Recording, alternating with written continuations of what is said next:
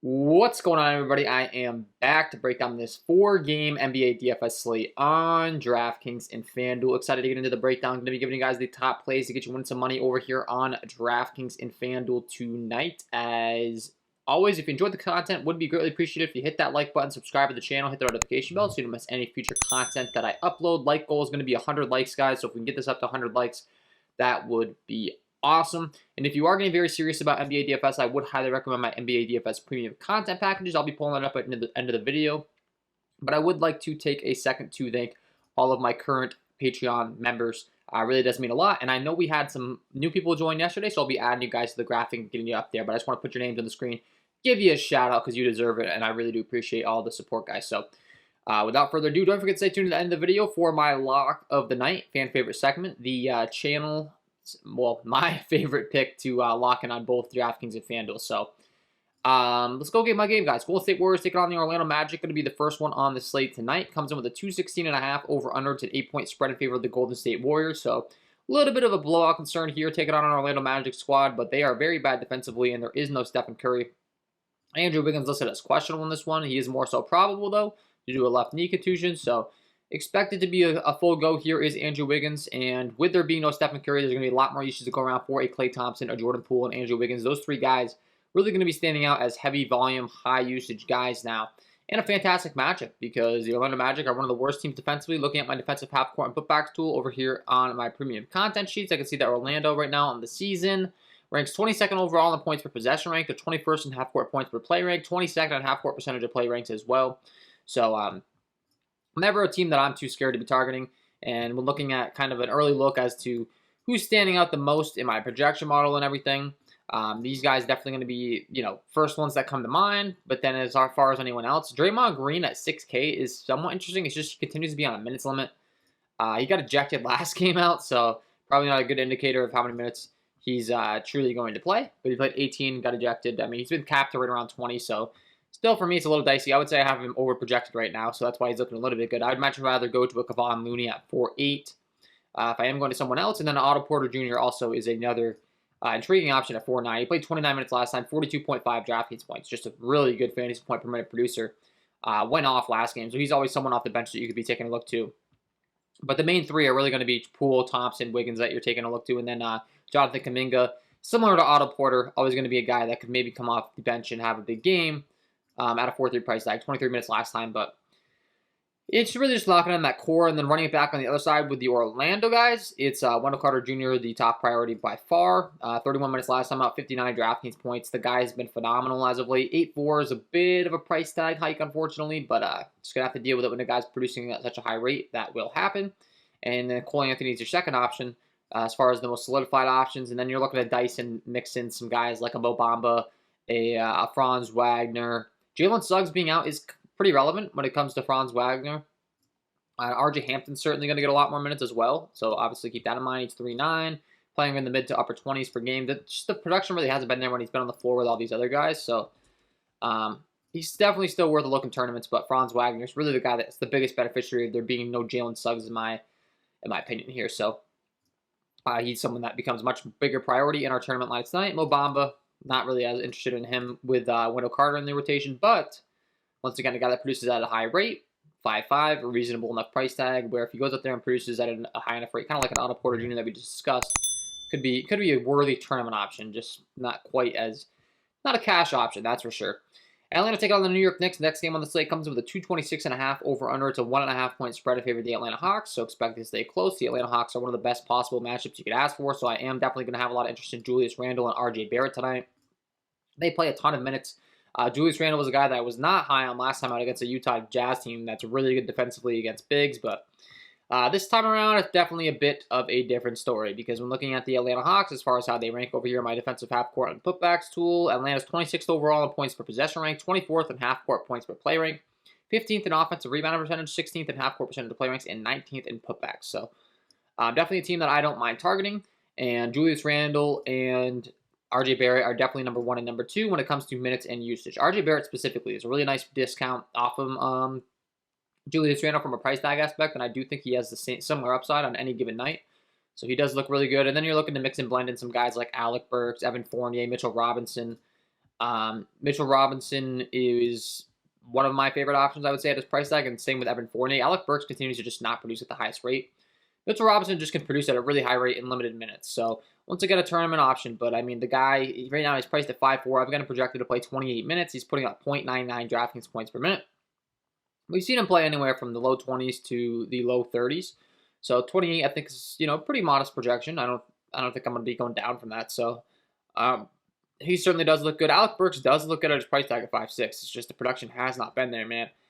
He is a 0.88 DraftKings point per minute producer, but I don't know. I'd much rather go to Evan Fournier at this point.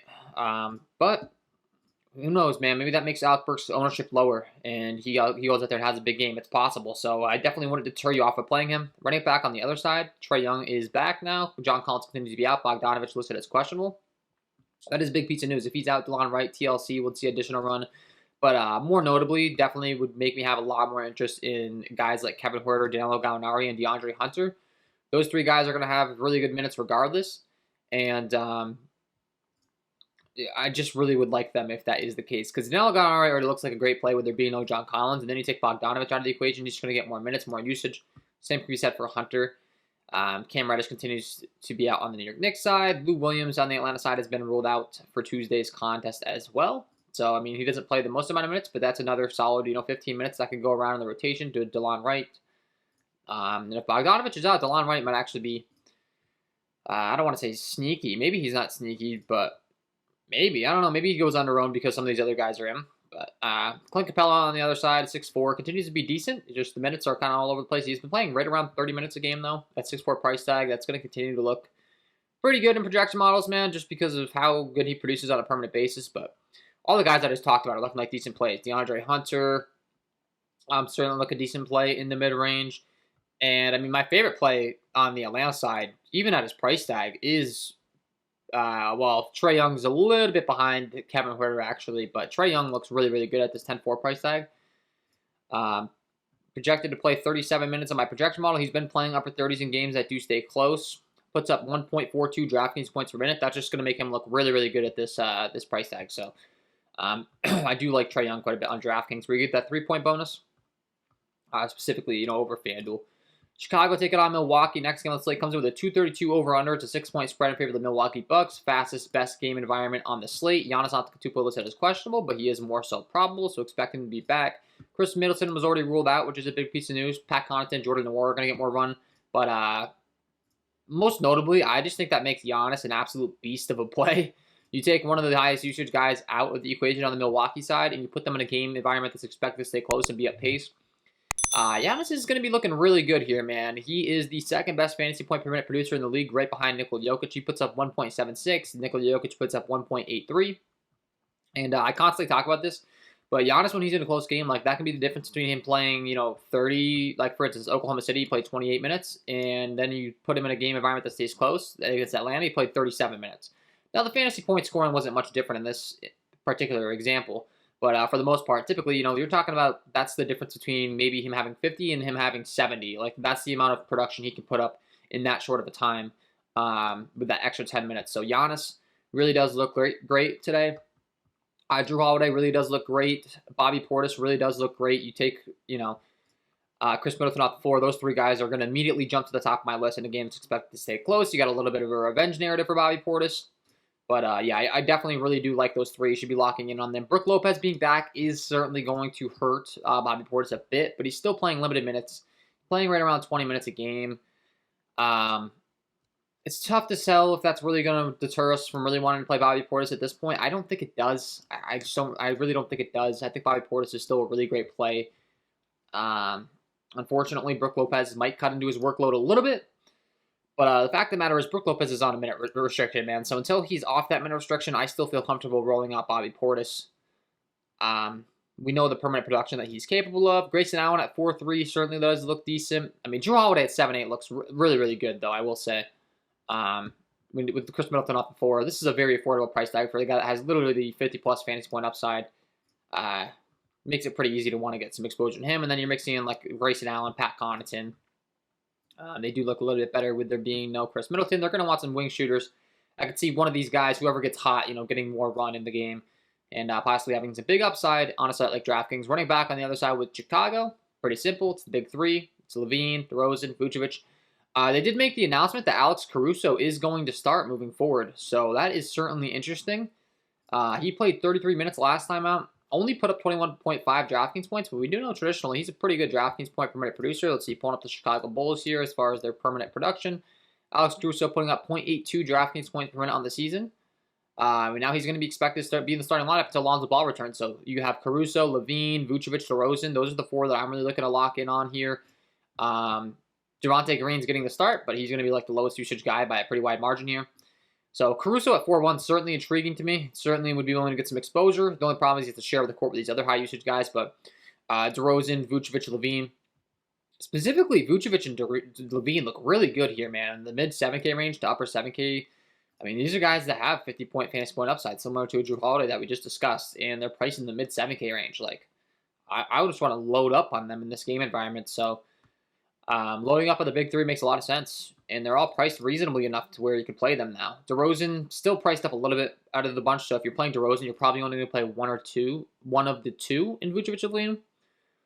But I do think they're priced reasonably enough to where they could legitimately all three get you there at this point. So, in this game environment. So if you want to get really different and go all three on a smaller game slate, like 4 games, I don't hate it. If it was like a 9-game slate, I think that really wouldn't make sense. But last game we have Los Angeles Clippers taking on the Denver Nuggets. It's a 6.5-point spread in favor of the Denver Nuggets. It's 221 over under. Expect to stay close, which is automatically going to make Nikola Jokic a good play, similar to the Giannis Antetokounmpo that we just talked about. He is 12-4 though. If I had to pick between one of these guys tonight, I think I probably would lean Giannis, just based upon the game environment and the fact that Chris Middleton is indeed out. But Nikola Jokic certainly a close guy here, and if you could play both, that's obviously always a great idea. Right now I don't have Giannis quite projected because I haven't projected it's out still in my projections. I have to do some tweaking. But I can tell you, I think that I'm going to be leaning towards Giannis when I factor in everything that goes into my projections, the game, the pace, the spread. I think I would lean Giannis. Nikola Jokic going to be a close second, of course. And then anyone else on the Denver side is a secondary play. You have Bones Highland at 5'3 now, who's getting priced up beyond the price of Will Barton and Aaron Gordon. Don't quite understand that. I mean, I guess the minutes have been cut back a little bit for these guys, but to me, Will Barton and Aaron Gordon still, number 2 and 3 behind Nikola Jokic. So, not too sure what DraftKings is doing with the pricing. I know the production as of late has been a little all over the place, but for me, I'm still going Aaron Gordon, Will Barton, Nikola Jokic is my top priorities, and then Monty Morris, of course. So, that's kind of what I'd be looking to. I guess Bones Highland has been cutting into their minutes as of late, but the fact that he's priced up over them now, I mean, I don't know. I guess he is coming off the bench, and he has had some big games, 35, 30, 34, 38. So, it makes sense, but just based on their algorithms and stuff. But still, I've leaned the other guys in a close game environment. And then on the other side, the LA Clippers, it's a little bit unpredictable. It's a game environment I don't really know if I want to get too much exposure to, but Marcus Morris has been playing in the mid-30s in close games. So he's someone you'd be looking to. Terrence Mann, another guy. Reggie Jackson, another guy. It's just a matter of, their rotation's really unpredictable to me. It can be a little bit scary. But Reggie Jackson has been playing a lot of minutes as of late. Mid-30s, 40 minutes a game the last the 3 games before that. So Reggie Jackson certainly seems to be the guy that I'd be having the most confidence in here at a 7.2 price tag. Isaiah Hartenstein off the bench could be a decent guy. He does produce at a very high rate. But then you have Covington, Kennard. They just have so many different role players and pieces that it's like if you land upon one of these guys and it's the last roster spot in your lineup, sure. But prioritizing them is a little bit dicey to me. Like the top 2 guys for me are Marcus Morris, or top 3 would be Marcus Morris, Mann, Reggie Jackson, Ivica Zubac's close there at 4, but once again, 36, 30, 36, and then all of a sudden his minutes just got cut. It's a little bit unpredictable. The only way that I know that he's going to play a lot of minutes is if I look at the team that they've played that team in the past and they play a lot of minutes, but even then, that's not guaranteeing it. So the Clippers are just kind of a shot in the dark, man. But yeah, anyways, that's my overall breakdown. We're going to talk about FanDuel real quick as well. Just look at some pricing discrepancies. I mean, a lot of the stuff that we've discussed already is going to apply over here on FanDuel, but I just always like to pull it up, make sure if there's anyone that's really differently priced, I'm pointing that out to you guys. We just talked about Aaron Gordon. Aaron Gordon's price tag's really cheap on FanDuel, 4.5. I certainly think that's worth taking some tournament shots on, man. I mean, this guy has, 46 FanDuel point upside against the New Orleans Pelicans. That's the kind of stuff he's capable of. He's only 4.5. That's really, really cheap, so I do like him. Alex Caruso, we talked about. He does have point guard and shooting guard eligibility over here, and he's only 4K. He's expected to get the start going forward. I certainly think that's worth getting some exposure to in a fast, up-tempo game environment tonight. On the slate, we saw him play 32 minutes last time out. It's a lot of minutes for a guy that puts up 0.85 FanDuel points per minute. That's certainly going to be looking good. Kevin Huerter at 4.7, especially if we do get confirmation that there's no Bogdanovich, is going to be certainly looking really good. So we talked about him, but that's another guy that I'd be looking to over here on FanDuel that is popping for me early on. Bobby Portis at 5.6 looks really good. We talked about him. Zach LaVine, DeMar DeRozan are both priced very friendly over here. DeMar DeRozan priced much more friendlier on FanDuel than he is on DraftKings. 7.8 for DeMar DeRozan. Only 7.4 for Zach LaVine. I mean, they're just making it easy on you, man. You get two guys that are going to play mid to upper 30s that produce at high rates in a fast up-tempo game environment, and they're priced in the mid 7K range on FanDuel. Like, it's just easy to be getting to those guys, man. Julius Randle at 8.3 certainly does look good. I talked about him and RJ Barrett. RJ Barrett's only 7.2 over here, similar to Zach LaVine and DeMar DeRozan, who we just discussed. A guy that's going to play a lot of minutes. He gets a good matchup. He has small forward and shooting guard eligibility. FanDuel making it easy on you, man. They're making it easy on you to be jamming these guys in. Wendell Carter Jr., 7.3. You get a nice discount on him over here on FanDuel as well. He's up in the 8K range over there on DraftKings. So, lots of good plays over here on FanDuel, man. I know we just sort of discussed about it. Cole Anthony is a guy that they refuse to price up, so I'm constantly saying to play him. But if it's not broke, don't fix it. I mean, he's 5.7, man. I know he hasn't had the most consistency, but 30, 32, 31, 30. I mean, I guess that's pretty consistent, right around 30. We'd like to see 40 out of him in our tournament lineups at 5.7, but you can guarantee at a 5.7 price tag, if he goes out there and puts up 30, you're not dead in the water in your tournament lineups. That's just really cheap. So that is my overall breakdown, guys. If you enjoyed, it would be greatly appreciated if you hit the like button, subscribe to the channel, hit the notification bell so you don't miss any future content that I upload. Before I let you guys go, I got to give you my lock of the night, of course. But go ahead and check out the premium content package over here, patreon.com/KJK_DFS. I do offer a DraftKings FanDuel package for NBA, a prize picks package. I will be rolling out an MLB prize picks and DraftKings FanDuel package as well. And I'm also rolling out an MLB DFS Masterclass. It's a class that I'm going to have 5 live interactive classes with me. It's a one-time purchase, 5 live interactive classes, and I'm going to be teaching you the exact process that won me over $100,000 last MLB DFS season. And tens of thousands of dollars every year since 2016. So if you want to join that, that would be awesome. And before I let you guys go, got to give you my lock of the night. Let's get into it. And my lock of the night tonight is going to be Zach LaVine. Really cheap price tag here in the best game environment on the slate with a 232 over-under. A guy that's a great fantasy point producer, projected to play in the mid to upper 30s, and the price tag is just not appropriate for that kind of upside. 7.5 on DraftKings as far as FanDuel is concerned, 7.4. Like I mentioned, a 232 over-under. He's putting up 1.08 FanDuel points per minute on the season as far as DraftKings is concerned. 1.14 DraftKings points per minute on the season. Phenomenal spot here in a fast up-tempo game environment. I really do like some of these Chicago Bulls players, but specifically Zach LaVine just priced really great on both websites. Get him in your lineups because he is my lock of the night. So there you have it, guys. Zach LaVine, get him in your lineups. And that is all from me in this one. If you did enjoy the content, it would be greatly appreciated if you hit that like button, subscribe to the channel, hit the notification bell so you don't miss any future content that I upload. Thank you so much for all the support, guys. Wishing you all the best of luck tonight, and we will see you in the next one.